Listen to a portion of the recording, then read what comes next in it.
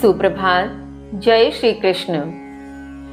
गत अध्ययन किए गए श्लोकों के माध्यम से हमने समझा कि हमें निश्चय ही अपने जीवन में गुरु परंपरा का निर्वहन करते हुए किसी गुरु के समक्ष जाकर उनके प्रति समर्पण भाव से, सेवा भाव से नतमस्तक होते हुए उनसे ज्ञान को ग्रहण करना होगा, उनसे उस तत्व के मर्म को समझना होगा जिसके माध्यम से फिर हम किसी भी प्रकार के जीव में किसी भी प्रकार के अंत को नहीं अपितु निशेष भाव से उस जीव को पहले स्वयं में और तत्पश्चात उस इष्ट, उस ईश्वर, उस परम तत्व में देखने का प्रयत्न कर सकेंगे। उसके पश्चात हम इस कर्म बंधन से निश्चय ही मुक्त हो सकते हैं। वे समस्त पाप जो अब तक हमने अपने जीवन के निर्वाह में कर लिए हों, वे भी उतर सकते हैं यदि हम अब भी सचेत हो जाएं, यदि हम अब भी उस ज्ञान को अपने भीतर संग्रहित करने का प्रयास करें, उस ज्ञान के माध्यम से आसक्ति रहित कर्म की ओर अग्रसर हों, गुरु के प्रति समर्पण भाव रखें, तो उस तत्वदर्श को समझते हुए हम भव सागर से पार हो सकते हैं। हम उन पापों के बंधन से मुक्त हो सकते हैं, कर्म के बंधन से मुक्त हो सकते हैं। इसी क्रम में आगे श्री कृष्ण क्या कहते हैं, आइए जानते हैं श्लोक संख्या 37।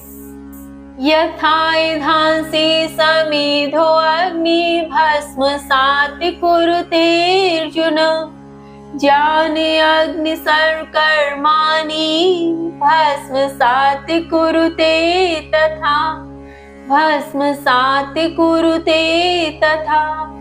श्री कृष्ण कहते हैं, हे अर्जुन, जिस प्रकार प्रज्वलित अग्नि ईंधन को भस्म कर देती है, उसी प्रकार ज्ञान की अग्नि समस्त कर्मों को भस्म कर देती है।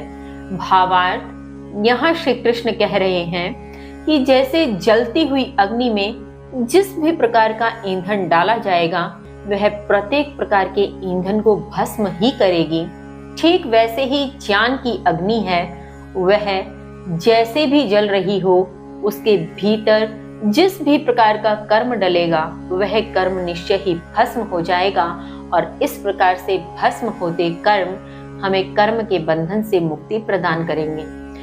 ज्ञान की अग्नि में समस्त कर्म जलकर भस्म हो जाएंगे, ऐसा बताते हुए श्री कृष्ण आगे कहते हैं, श्लोक संख्या 38। न हि ज्ञानेन सदृशं पवित्रम् इह वेद्यते, तत्स्वयं योग संसिद्धः कालेनात्मनि विन्दति, कालेनात्मनि विन्दति। श्री कृष्ण कहते हैं, निश्चय ही ज्ञान के समान पवित्र इस संसार में अन्य कुछ नहीं है। सिद्ध होने पर योगीजन उसे स्वतः ही यथा समय अपने भीतर पा लेता है। भावार्थ, यहाँ श्री कृष्ण ज्ञान को सर्वोत्तम बताते हुए पुनः कहते हैं कि ज्ञान से पवित्र इस संसार में अन्य कुछ भी नहीं है। सर्वोत्तम ज्ञान है, सर्वश्रेष्ठ ज्ञान ही है। ज्ञान का निश्चय ही संकलन करना चाहिए, ज्ञान मार्ग की ओर बढ़ना चाहिए।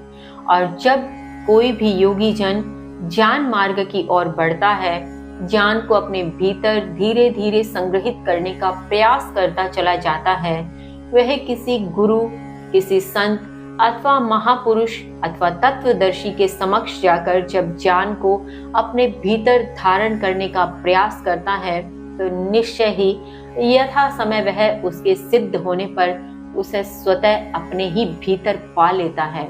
अर्थात कहने का तात्पर्य यह भी है कि ज्ञान कहीं बाहर है ही नहीं।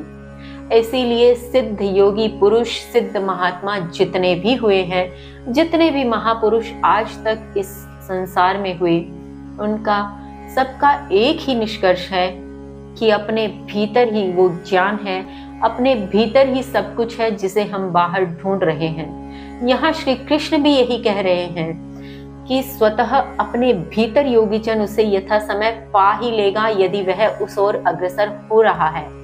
क्योंकि जब हम तत्वदर्शी के पास जाएंगे, किसी एक वास्तविक गुरु के समक्ष जाएंगे, महान पुरुष के समक्ष जाएंगे, तो वे भी हमें उस ध्यान, उस ज्ञान मार्ग की ओर प्रेरित करते हुए हमें अपने ही भीतर खोजने की ओर प्रेरित करेंगे। इस प्रकार के तत्व से हमारा सामना करवाएंगे, जिससे हम धीरे धीरे अपने ही भीतर उतरते चले जाएंगे और उस ज्ञान को निश्चय ही अपने भीतर यथा समय, अर्थात जो भी सही समय होगा, हम अपने भीतर निश्चय ही पालेंगे। किंतु शर्त एक ही है कि हमें उस ओर अग्रसर होना होगा।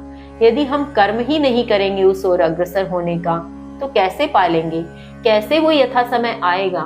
तो कर्म तो निश्चय ही इसके लिए भी करना होगा, बस आसक्ति से रहित होकर। ये हमेशा ध्यान रखना है। इसके आगे श्री कृष्ण क्या कहते हैं जानेंगे कल। तब तक के लिए जय श्री कृष्ण।